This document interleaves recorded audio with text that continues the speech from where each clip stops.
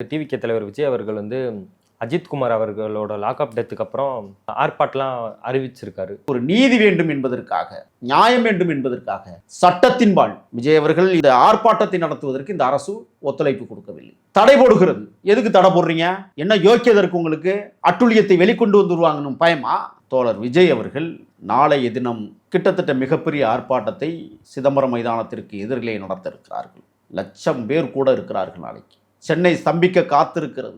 24 மரணங்களை எவன் நடத்தியவன்? அந்த அயோக்கியர்கள் யார்?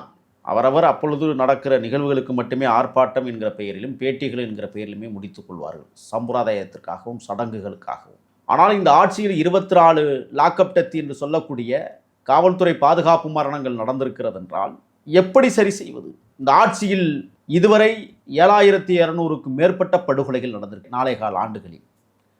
என்ன ஆட்சி முறை நடக்கிறது தமிழ்நாட்டில்? சர்வதிகார ஆட்சி, கேடுகட்ட ஆட்சி,